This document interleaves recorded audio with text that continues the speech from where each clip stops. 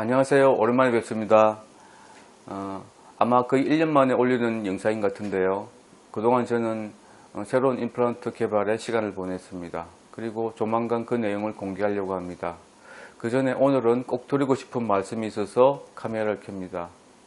오늘 드릴 말씀의 주제는 뼈이식 수술에 관한 것이고, 뼈이식 수술, GBR을 해서는 안 되는 이유라는 제목으로 말씀드릴 것입니다. 이 주제는 제가 전에 한번 뼈이식 수술을 안 해도 되는 이유란 제목으로 한번 다뤘던 것인데, 제목도 바꾸고 내용도 바꾸어서 다시 하는 이유가 두 가지가 있습니다. 첫 번째 이유가 환자분들께서는 뼈이식에 대해서 제일 관심이 많으신 것 같고 여전히 저에게 많은 것을 물어보시기 때문이죠. 실제로 저희 병원에 오신 분들께서는 여러 경로로 저의 책이나 영상을 보고 이해를 하고 오시지만 그렇지 못하고 전화나 메일로 상담한 내용은 주로 이렇습니다. 다른 치과에서는 뼈이식을 해야 된다고 하는데 이 병원에서는 안 해도 된다고 하니까 마음이 편하다. 하지만 좀 더 자세하게 설명해 달라는 것이죠. 이 경우 직접 보면서 그림과 사진을 보여주고 설명해 드려도 최소 20분이 걸리는데 전화나 이메일로는 해결이 안 됩니다. 그래서 기본적으로 직접 오셔서 상담을 받으셔야 합니다면은 바빠서 시간이 안 나거나 지방 혹은 해외에 계셔서 오실 수 없는 분도 계시므로 그런 분들을 상담해 드리기 위해서입니다. 두 번째 경우가 전에도 제가 분명히 뼈이식 해도 효과가 없다고 말씀을 드렸지만 강하게는 못 드렸고 또 충분하게 못한 부분도 있습니다. 솔직히 저로서는 입장이 곤란한 부분이 있어서 하고 싶은 말, 알고 있는 말을 다 못 드렸는데 그 정도만 하더라도 이해할 수 있을 거라고 봤던 것이죠. 하지만 일부 환자분들께서는 헷갈려 하시고 오히려 또 잘못 오해도 하시는 것 같습니다.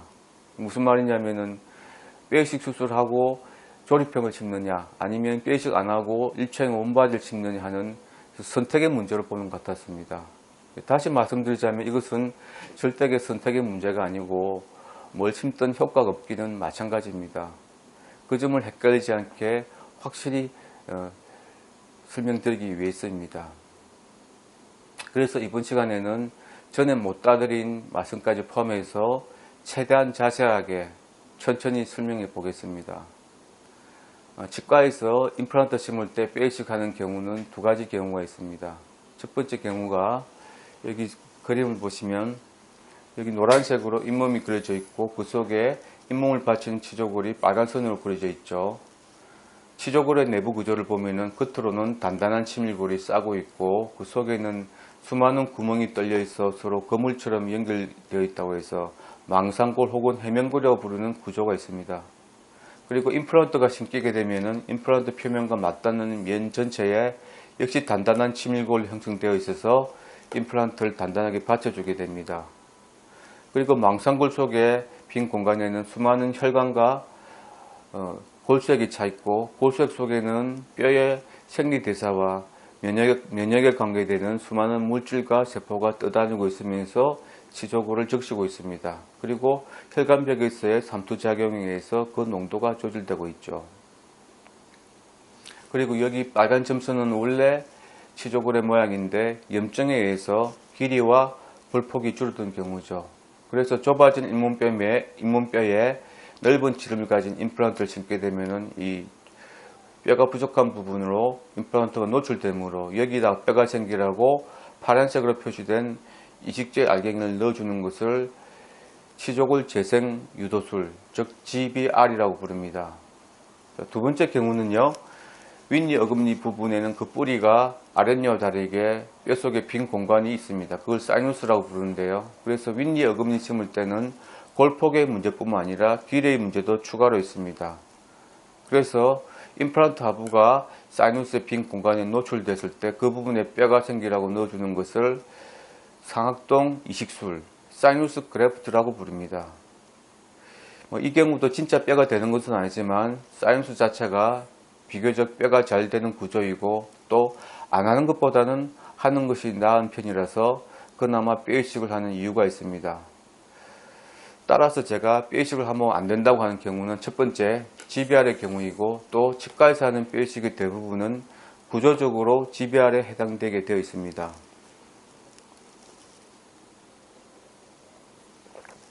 그래서 이 GBR 수축의 전 과정을 한번 그림으로 쭉 보시겠습니다. 자, 여기 잇몸을 절개하고 불려서 연두색으로 표시된 치조골을 밖으로 노출시켰습니다. 임플란트를 심으려고 드릴로 구멍을 냈더니 골폭이 좁은 경우로 골폭이 좁아서 이런 모양으로 구멍이 났습니다. 만약에 정상 골폭이었다면 위로만 동그랗게 구멍이 났겠죠. 임플란트를 심습니다. 다 심었습니다. 여기 뼈가 생기라고 하얀색 이식제 알갱이를 수북히 쌓아 올리고 알갱이가 달아나지 않게 차폐막을 덮어주고 봉합을 합니다. 이상이 GBR 수축의 개요입니다.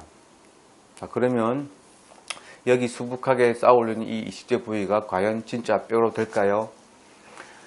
진짜 뼈가 된다고 하는 분도 있기 때문에 진짜 뼈의 조직 구조와 생리에 대해서 여러분께서도 알 필요가 있어서 제가 아까 일부러 자세하게 설명드렸습니다. 또 GBR을 해도 된다고 하는 입장에서는 진짜 뼈는 아니지만 할만하다는 입장이고, 저는 진짜 뼈가 아니기도 하지만 쉽게 염증을 일으켜서 임플란트의 수명을 단축시킬 수 있으므로 절대로 해서는 안 된다는 입장입니다. 진짜 뼈의 조직 구조와 생리는 아까 배우셨고, 이제 치조골 재생 과정의 순서와 의미만 이해하게 되시면 어느 말이 옳은지 아시게 될 겁니다. 자, 첫 단계로 다시 돌아가서요. 만약에 이 단계에서 임플란트를 심지 않고 그냥 잇몸을 도로 덮고 봉합을 해준다면 뼈가 어디까지 재생될까요? 그냥 직감적으로 아실 겁니다. 구멍 낸 만큼, 즉 손상을 받은 만큼 뼈가 차게 됩니다. 그러면 왜 위로 불룩하게, 옆으로 불룩하게 뼈가 안 생길까요? 저번 영상을 보신 분은 답을 아십니다. 핏덩어리, 즉 혈병이 그렇게 안 생기기 때문이고, 혈병이 그렇게 안 생긴 이유는 골벽이 없어서 그렇다고 말씀드렸습니다.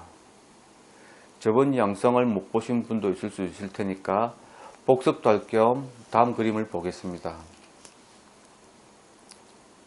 자, 여기 4개의 치조골, 같은 크기의 치조골 4개를 검은 선으로 그렸습니다. 끝에 노란 잇몸이 덮고 있고, 치조골의 구조는 치밀골과 망상골을 가진 정상적인 뼈의 구조입니다. 이것이 옆에서 본 모양이고, 이것이 위에서 본 모양입니다. 이 끝의 경우에는 드문 경우지만 안쪽으로 오목하게 들어간 결손부가 있는 경우입니다. 자, 이 4개의 치조골에 같은 크기의 드릴로 구멍을 냅니다. 자, 첫 번째 치조골에는 한 복판에 구멍을 냈고, 두 번째는 복판에서 약간 비켜서 치우치게 냈고, 세 번째는 더 비켜서 치우치게 냈고, 네 번째는 처음과 마찬가지로 한 복판에 구멍을 냈습니다. 그리고 잇몸을 다시 덮어주고 봉합을 해줬습니다. 자, 첫 번째 경우를 보시면요, 한복판에 구멍을 냈으니까 사방에 골벽이 있습니다. 구멍을 냈으니까 손상이 생겼고, 망상골로부터 활발한 출혈이 생겨서 1시간 정도 되면은 지혈이 되어서 빨갛게 표시한 핏덩어리, 즉 혈병이 구멍 속을 가득 채울 수 있게 골벽이 가두고 있습니다. 그러면 나머지 3개의 경우는 어떻게 혈병이 차게 될까요? 이렇게 차게 되죠.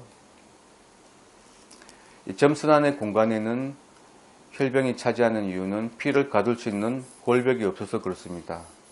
그리고 이런 모양의 다 혈병이 차는 이유는 잇몸이 있어서 봉합을 잘 해줬기 때문입니다. 만약에 이를 뽑은 경우라면 이 부분에 잇몸이 없을 것이고, 그렇다면 이런 식으로는 피가 다 차지는 못할 것입니다. 어쨌든 첫 번째, 두 번째, 세 번째를 비교해 보시면 같은 크기로 구멍을 냈습니다. 즉 같은 크기로 손상을 줬는데 손상을 준 위치에 따라서 생긴 혈병의 모양과 양이 다릅니다. 그리고 첫 번째와 네 번째를 보면은 같은 크기로 같은 위치에 손상을 줬는데 손상을 받은 부위의 형태에 따라서 또 혈병의 양과 모양이 다릅니다. 어쨌든 이 4개의 혈병은 하루 동안의 소독 과정을 거친 후에 그 다음 단계인 뼈 재생 단계로 넘어갈 것입니다. 제가 미리 결과를 말씀드리면 이 4개의 혈병은 그 양과 모양 그대로 뼈가 될 것입니다. 그럼 과연 그렇게 될 것인지 이쯤에서 치조골 재생 과정과 순서를 알아보겠습니다. 치조골 재생 과정과 순서입니다. 자, 구멍을 냈으니까 손상이 났고, 손상을 받았으니까 피가 났습니다. 피가 났으니까 지혈이 돼서 혈변이 형성되어서 소독 단계까지 왔습니다. 이렇게 보면은 이것이 단순한 시간상의 순서일 뿐만 아니라 원인과 결과의 관계로 서로 쭉 이어짐을 알 수 있습니다. 또 아까 손상을 준 부위의 형태나 위치에 따라서 혈병도 달라지는 걸 보았죠. 그래서 이 과정들이 원인과 결과의 관계뿐만 아니라 전 단계가 그 다음 단계에 영향을 끼치고 있다는 것도 알 수 있었습니다. 그렇다면 이 혈병도 그 다음 단계인 결처조직 형성, 나아가서 골조직 형성, 즉 뼈가 만들어지는 과정에 영향을 미칠 거라는 것을 예상할 수 있습니다. 실제로 그렇습니다. 그러면 혈병이 과연 어떤 역할을 하길래, 어떤 성질이 있길래 뼈가 만드는 데 영향을 미칠까요? 혈병의 역할에 대해서 한번 알아보겠습니다. 혈병의 역할입니다. 재생관 초기에 치조골 손상 부위를 보호하고, 우리가 이를 뽑고 난 다음에 실수로 잘못해서 핏덩어리가 달아나 버린 경우가 있습니다. 그런 경우에는 몹시 아프고 잘 아물지가 않죠. 그런 경우에는 치과에 다시 가서 지혈을 해야 된다는 것을 기억해 보시면 이해가 갈 것입니다. 그리고 재생과정 동원되는 세포의 세포박 환경을 이루는 매질 역할을 하며, 이 매질 역할이라는 말이 좀 어렵습니다만 이렇게 이해를 하시면 될 것 같습니다.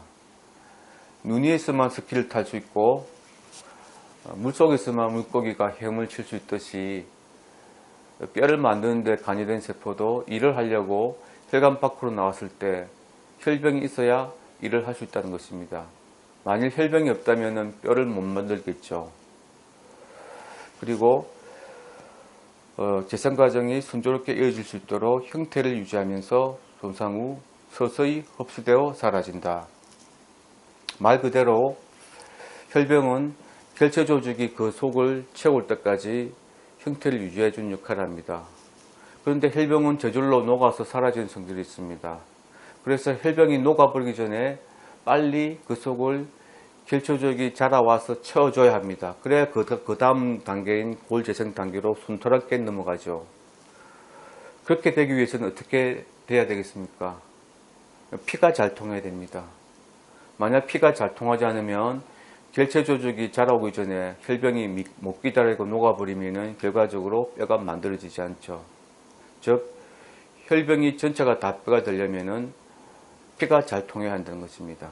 그래서 정리를 해보면, 첫째, 혈병이 있어야 뼈가 만들어진다. 둘째, 혈병 전체가 다 뼈가 되려면 피가 잘 통해야 한다는 것입니다.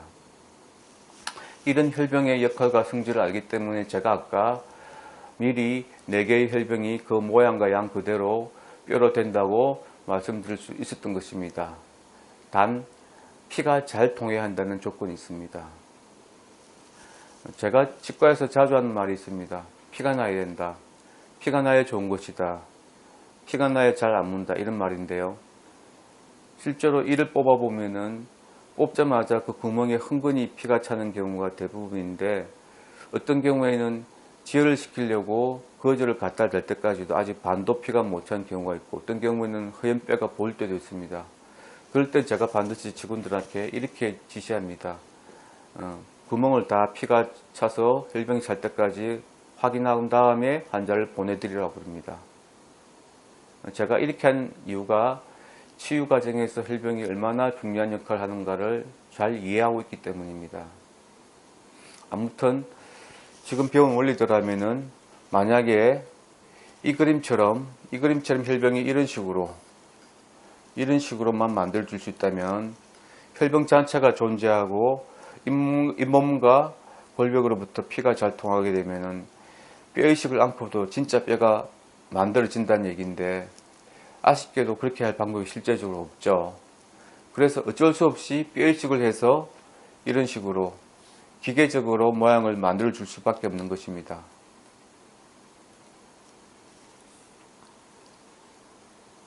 그래서 이 목적에 맞는 이 알갱이 형태의 이식제를 사용하는 것입니다. 그러면 여기서 또 뼈이식을 했을 때 뼈가 어떻게 생긴 걸 알려면 또 혈병의 모양을 한번 살펴봐야겠죠. 뼈이식을 하게 되면은 그 알갱이 사이사이로 피가 흘러 들어가겠죠. 그래서 그 속에 차게 되고 피가 굳어서 혈병이 생길 것입니다. 그래서 뼈이식을 한 경우에 생기는 혈병의 모양은 앞서 봤던 그런 혈병의 모양과는 완전히 다른 모습이죠. 바로 이 그림처럼 이렇게 알갱이 사이사이의 빈 공간에 혈병이 차 있는 모양이 될 것입니다. 그러면 뼈도 이 모양대로 생길 것인데, 그렇게 보면은 뼈의 양이 너무 적고 또 그나마 다 뼈가 될지도 의문입니다. 왜냐하면 바로 이 알갱이 때문입니다. 알갱이가 하도 많으니까 이식한 부위 전체에서는 이게 방해가 되어서 피가 좀 안 통하는 구조가 될 수 있습니다. 또 알갱이가 이렇게 붙어 있으면 있을수록 더 피가 안 통해서 그런 부위에서는 결체 조직이 자라오기 전에 혈병이 못 기다리고 녹아버려서 뼈가 안 생기거나 덜 생길 수가 있습니다. 이는 마치 비유를 하자면 불을 끌어 소방차가 왔는데 골목길이 좁아서 진입을 못하고 소방호수만 들어가서 불을 끄는 식입니다. 그래서 소방호수가 안 닿는 곳은 홀랑타불이듯이 혈병이 못 기다리고 녹아버리면 뼈가 안 생기는 것이죠. 이렇게 피가 안 통하는 상황에서 이렇게 수많은 알갱이를 녹인다는 것은 어림도 없는 것이고, 그래서 뼈이식한 부분에서 뼈가 생기는 최종 결과는 이식제는 대부분 그대로 남아있고, 잘 되어봤자 이 그림 그대로, 아니면 이보다 못하게 뼈가 생긴다는 것입니다. 뼈만 이식한 경우에도 결과가 이러한데, 오른쪽 두 개의 경우에는 임플란트까지 심은 경우입니다. 즉 GBR의 경우죠. 임플란트를 심자마자 여기 있던 골벽을 임플란트가 막아버림으로써 피가 통할 때가 여기 작은 결손부의 골벽과 잇몸 밖에는 없습니다. 여기는 어떻습니까? 여기 있던 골벽을 임플란트 심음으로써 임플란트가 막아버려서 피가 안 통하죠. 여기 잇몸 밖에는 피가 통할 데가 없습니다. 그나마 여기는 골결손부에서 좀 낫죠. 그래서 여기는 알갱이가 촘촘하고 그 사이로 생긴 혈병의 양이 적은 데다가 설상가상 피마저 잘 안 통하므로 거의 뼈가 생기지 않는 것입니다. 그래서 제가 보기에는 이 결손부에 이식을 하는 경우가 GBR의 적응증, 즉 오리지널 인디케이션이고, 뼈가 부족해서 이식을 하는 이 경우가 GBR의 금기증, 즉 해서는 안 되는 콘트라 인디케이션이라고 저는 보고 있습니다. 그래서 나는 GBR을 해보니까 결과가 좋더라고 하는 원장님들께서는 혹시 이 결손 부위의 GBR을 결과를 두고 하시는 말씀이 아닌지 저는 묻고 싶습니다. 지금까지 GBR에서 뼈가 생기는 과정을 간략하게 설명드렸습니다. 아직 다 이해가 못하실 수도 있으므로 조금 더 자세히 설명드리겠습니다.